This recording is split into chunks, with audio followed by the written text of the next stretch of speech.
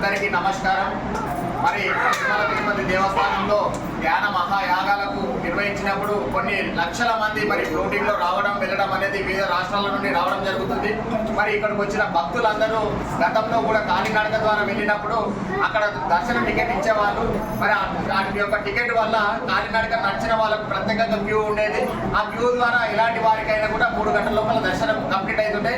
అప్పుడు జరిగినటువంటి దర్శనానికి అందరూ ఆనందకరంగా భావన వ్యక్తం చేశారు. అదేవిధంగా ఇప్పుడు కూడా గతంలో ఇచ్చినట్టుగా 3 గంటల సమయంలో ఏదైతే దర్శనం జరుగుతుందో ప్రత్యేక క్యూ కాలినడక వాళ్ళకి పెట్టారో, మార్గ మధ్యంలో టికెట్ ఇచ్చారో, అదేవిధంగా ఇప్పుడు దర్శన టికెట్ మార్గ మధ్యంలో ఇవ్వాలని చెప్పేసి ఇక్కడికి వచ్చినటువంటి వేలాది మంది లక్షలాది మంది భక్తులను మేము ఈ యొక్క రాష్ట్ర ప్రభుత్వానికి, ఆంధ్రప్రదేశ్ రాష్ట్ర ప్రభుత్వానికి విజ్ఞప్తి చేస్తున్నాము. ముఖ్యంగా గౌరవనీయులు చంద్రబాబు నాయుడు గారికి, ముఖ్యమంత్రి చంద్రబాబు నాయుడు గారికి, అదేవిధంగా ఉప ముఖ్యమంత్రి పవన్ కళ్యాణ్ గారికి కూడా మేము విజ్ఞప్తి పత్రాన్ని పోస్ట్ ద్వారా అందజేస్తాము. మా యొక్క విజ్ఞప్తి పత్రాన్ని భక్తులందరినీ దృష్టిలో ఉంచుకొని భక్తుల శ్రేయస్సు కోరి దర్శనము వెంకటేశ్వర స్వామి దర్శనం అనేది అందరికీ సురక్షితంగా జరిగే విధంగా చూడాలని విజ్ఞప్తి చేస్తున్నాం సార్. అదేవిధంగా ఏంటిదంటే మీరు ఇప్పుడు పెట్టిన అన్ని బాగానే ఉన్నాయి. కాకపోతే ఏంటిదంటే 29 రాష్ట్రాల నుండి ఇక్కడికి వచ్చేసరికి ట్రైన్స్ ద్వారా, కార్ల ద్వారా ఇక్కడికి చేరుకునేసరికి అందరికీ మార్నింగ్ 9-10 అవుతుంది. ఆ సమయంలో ఇక్కడికి వచ్చేసరికి మార్గ మధ్యంలో వెళ్ళే వరకు స్టార్టింగ్ పాయింట్ అని అక్కడ టోకెన్స్ ఇస్తున్నారు. ఆ టోకెన్స్ ఎవరికి అందడం లేదు. కాబట్టి ఆ ఒక్కదాన్ని సవరణ చేయండి. దయచేసి సవరణ చేసి మార్గ మధ్యలో టోకెన్స్ ఇచ్చేదాన్ని ఒక స్టాల్ని ఏర్పాటు చేయండి. చేయడం ద్వారా ఇది అందరి భక్తులకు అందరికీ ఉపయోగపడుతుందని చెప్పేసి మళ్ళీ ఒకసారి విజ్ఞప్తి చేస్తున్నాము. అదే విషయాన్ని మరి జేఈఓ గారు కూడా, టీటీడీ చైర్మన్ గారు కూడా మరి దృష్టిలో ఉంచుకొని ఈ యొక్క విషయాన్ని భక్తులు ఈ విధంగా కోరుతున్నారని చెప్పేసి మీరు కూడా మరి ప్రభుత్వానికి, రాష్ట్ర ప్రభుత్వానికి కోరాలని చెప్పేసి విజ్ఞప్తి చేస్తున్నాం. ఇది మా యొక్క ఆవేదన. అదేవిధంగా అన్ని రాష్ట్రాల్లో ఉన్నటువంటి ముఖ్యమంత్రులది కానీ, అదేవిధంగా ఎంపీలది కానీ, ఎమ్మెల్యేలది కూడా ఇదే స్పందన భక్తుల పక్షాన ఉన్నాయని చెప్పేసి కోరుతున్నాం. ఎందుకంటే ఎంతో మంది ఎంపీ లెటర్స్ తీసుకొని వచ్చారు. వాళ్ళకు కూడా దర్శనాలు కాని పక్షాన వాళ్ళు కాలినడక ద్వారా ఉన్నప్పుడు మాకు ఎంతో సురక్షితంగా జరిగేది. ఇక్కడికి వచ్చిన తర్వాత మేము ఈ లెటర్లు పట్టుకొని కూడా అవస్థలు పడుతున్నాము అని చెప్పేసి తెలియజేయడం జరిగింది.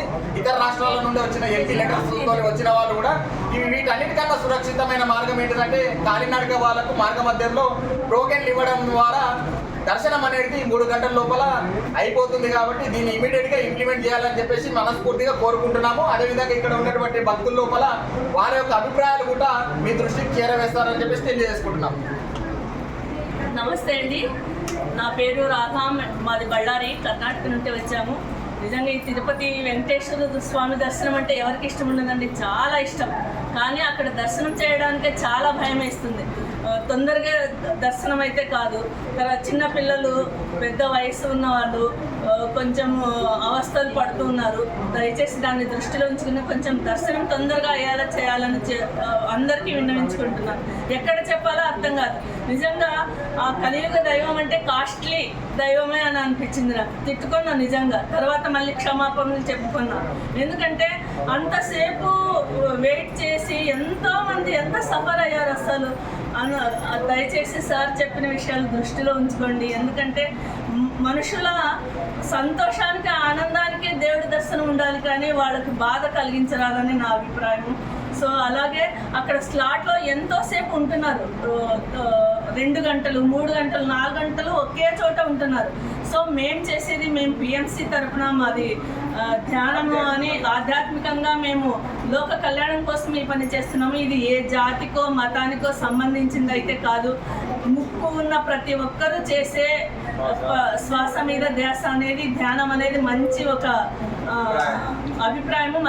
ప్రతి ఒక్కరి జీవితానికి ఈ ధ్యానం అనేది కావాలి. సో అక్కడ గంటలుగా ఉన్నారు, అందరు కొత్త వారు ఉంటారు. వారికి ధ్యానం చెప్పడానికి మాకు పర్మిషన్ ఇవ్వాలని ఈ ముఖంగా చంద్రబాబు నాయుడు సార్ గారికి, పవన్ కళ్యాణ్ సార్ గారికి, అలాగే టీటీడీ వారికి కూడా మనస్ఫూర్తిగా విన్నవించుకుంటున్నానండి. ధ్యానం చేయడం అనేది, చేసేది, చెప్పడం అనేది చాలా మంచి విషయం. ఇది దయచేసి ఇది చేస్తే చూడండి, చాలా బాగా ఇంకా అభివృద్ధి అవుతుంది. మంచి పని ఇది. దయచేసి దీనికి అవకాశం ఇవ్వాలని మరొకసారి మనస్ఫూర్తిగా వినియోగించుకుంటున్నాను. ఎక్కువ మంది వస్తున్నారు, అక్కడ కొత్త వాళ్ళు ఉంటారు. మేము చెప్పేది ఏంటి, ఏదో మతానికో కులానికో చెందిందైతే ఖచ్చితంగా కాదు. మీరు కనుక్కోండి, ధ్యానం అనేది ప్రతి ఒక్కరు చేయాల్సిన పని అది అందరికీ. అందుకే అక్కడ చెప్పడానికి మాకు పర్మిషన్ ఇవ్వాలి. అలాగే కొంచెం తొందరగా దర్శనం అయ్యేటట్లు చేస్తే నిజంగా అందరూ మిమ్మల్ని తలుచుకుంటారండి. ఇంకా చాలా మంది భక్తులు వస్తారు. అక్కడ లేట్ అయ్యేదానికి చాలా మంది భయపడుతున్నారు అక్కడికి రావడానికి. 1 రోజు పడుతుంది, 2 రోజులు పడుతుంది అని. కొంచెం ఈ ఇబ్బందిని ఒకటి సరిచేస్తే నిజంగా మీ అందరికీ రుణపడి ఉంటామండి. ఈ ఒక్క అవకాశాన్ని నాకు ఇచ్చిన మీ అందరికీ కోటి కృతజ్ఞతలండి.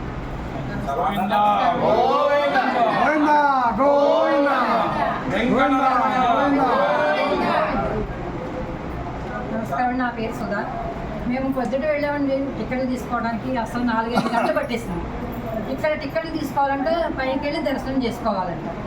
మేము ఎప్పుడైనా వచ్చినా నడిచి వెళ్ళేవాళ్ళం పండగకి. 4 గంటలు 5 గంటలు పట్టేది, పైన వెంటనే దర్శనం అయిపోయింది.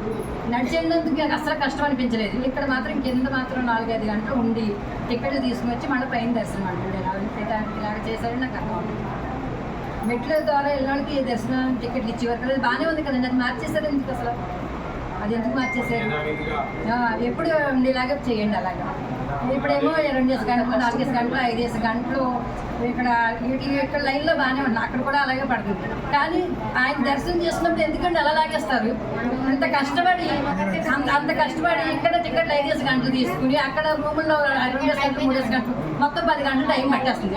పిల్లలతోటి అత్తగారు మామయ్యతో అందరితోటి వెళ్ళి అంత కష్టపడి వెళ్తున్నాము. మళ్ళీ లాగేసుకుని పీకేసుకుంటారు.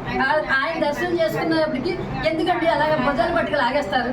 అసలు మొన్న ఒకసారి అయితే ఆయన అంత 10 గంటలు ఇక్కడ టికెట్ తీసుకుని అక్కడ దర్శనం చేసుకునేటప్పుడు ఇలా లాగేసేటప్పటికి ఆయన చూడదు, ఏడుపు వచ్చేసింది. అసలు ఏంటి ఇంత కష్టపడి ఇలా చేసి కానీ అలాగే వెళ్తేప్పటికి భుజాలు పట్టుకు లాగేస్తున్నారు. ఏమంటే ఇక్కడ ఉన్న అసలు అక్కడ ఉండకూడదా? ఇక్కడ రూముల్లో పెట్టేస్తున్నారు. ఆ దర్శనం చేసుకున్నప్పటికి ఎందుకంటే అలాగే 4-5 లైన్లో పెట్టుకు లాగేసుకుంటారు. అలాగే పదండి అని. అసలు ఆయన చూస్తే అయితే చూడలేదు. అసలు ఏడుపు వచ్చేసింది ఒక రోజు అయితే. మళ్ళీ దర్శనం చేసుకుందామంటే కుదరదు. ఆ ఒక దర్శనానికి ఎన్ని కష్టాలు పడుతున్నాము. అది మాత్రం చూడండి. ఆ భుజాలు పట్టుకు లాగేయటం, జబ్బలు పట్టుకు లాగేయటం. ఏమంటే ఇక్కడ 4-5 గంటలు పడుతున్నాయి. ఇక్కడ టికెట్లు కూడా నిల్చుంటున్నాం, ఆ రూముల్లో కూర్చుంటున్నాము. లైన్లో అలాగైతే 10 గంటలు పడుతున్నాయి దర్శనానికి. మరి దగ్గరికి వెళ్తే ఎందుకండి అలా లాగేస్తున్నారు? ఒక్క క్షణం 5 నిమిషాలు చూపించలేరా? ఆయన్ని 5 నిమిషాలు చూపించలేరా అండి? మేము కోరుకునేది అదండి, అంతకని ఏమీ లేదు. అలిపేరు మెట్లు అంతే కదండి. అసలు ఒక్క నిమిషం చూడకుండా మనం ఏదో మానవం లేక మాంసాహారం ఎంతసేపు ఉన్నాండి, ఎన్ని కష్టాలు పడి వెళ్తున్నాం ఆయన చూడడానికి. కావాలని అసలు లేనట్టుంది. ఈ కుక్కీలో భగవంతుడు అనేవాడు లేడేమో అనే తప్పు మీ పరిస్థితి. ఎంత కష్టపడుతుందో అసలు. ఏదైనా తయారైంది రాంగరాంగ మీ భగవంతుడు ఆయన మాత్రం ఎప్పుడు జనం వస్తానే ఉంటారు. ఎందుకంటే ఆయన అనుకున్నంతా బాగా తిరుగుతుంది. ఏ మంచి జరగాలని బాగా తీస్తారు. చెడు జరగాలని ఎక్కడ కోరుకోలేదు కాబట్టి మాకు మంచి అవకాశం ఇవ్వమని కోరుకుంటున్నాం. అంటే అన్నేసి గంటల రూముల్లోనూ టికెట్లోనూ ఉంటున్నాం కానీ ఆయన దర్శనానికి మాత్రం 1 నిమిషం లాగేస్తాం.